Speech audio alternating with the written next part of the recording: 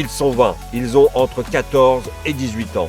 Répartis aux 4 coins de la France, ils ont une seule mission, découvrir les mécanismes des addictions à l'alcool et aux drogues. Ce sont les apprentis chercheurs MAD.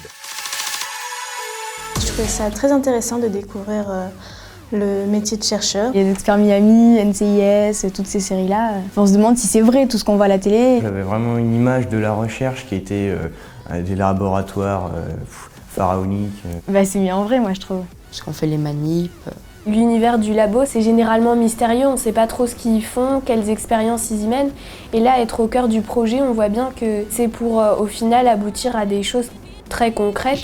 À Amiens, Vincent, Maxime, Agathe et Sarah s'intéressent à la consommation d'alcool chez les adolescents. Boire beaucoup en un temps réduit, un comportement qui pourrait avoir des conséquences sur la plasticité du cerveau et sur la mémoire.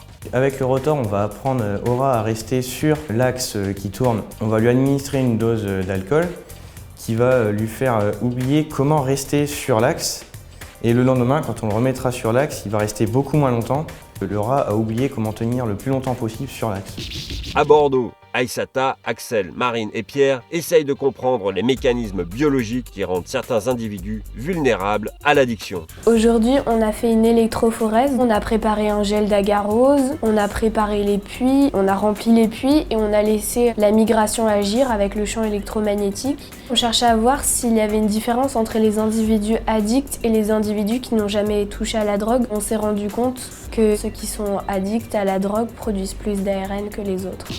À Poitiers, des rats ont été placés dans des cages avec des jouets. Claire, Maëlle, Makhalil et Salomé vérifient qu'un environnement enrichi peut lutter contre la dépendance aux drogues. On a vu une découpe de cerveau de rat. Cette découpe de cerveau de rat servait pour faire des marquages au niveau des vaisseaux, pour observer au microscope les différents neurones impliqués dans l'addiction. Un des premiers résultats, c'est que les rats en environnement enrichi avaient moins de rechutes que ceux en environnement standard.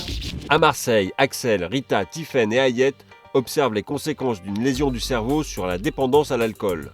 Le mois dernier, on a fait carrément une opération. Aujourd'hui, on a simplement fait faire des expériences au rat. Donc on leur a fait choisir entre de l'alcool et du sucre pour savoir ce qu'ils allaient préférer.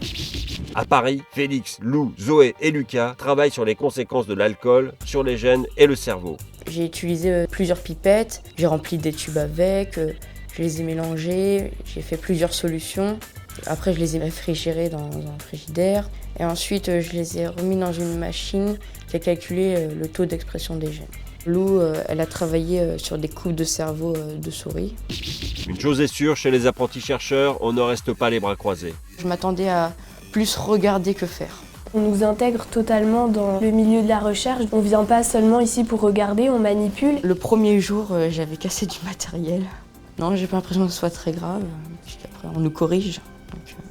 Comme on dit Lucas, l'essentiel c'est de participer. Grâce à l'aventure MAD, les apprentis chercheurs ont transformé leur regard sur l'addiction. Quasiment tout le monde est addict à quelque chose, que ce soit le jeu, le travail ou la drogue. Et c'est intéressant de savoir pourquoi ces gens-là deviennent addicts. Et c'est vrai qu'à travers ce projet de recherche, j'ai pu découvrir que c'est pas forcément de la volonté de l'individu. Je pensais vraiment que c'était quelque chose de physique, de mental, et pas vraiment quelque chose qu'on pouvait guérir par des traitements, des médicaments, par même des opérations. J'ai un autre regard sur la drogue et l'alcool. L'addiction, c'est pas comme on le pensait, une faiblesse de l'esprit. Ce que je passerai comme message, principalement aux adolescents, c'est de se modérer tout en connaissant les risques.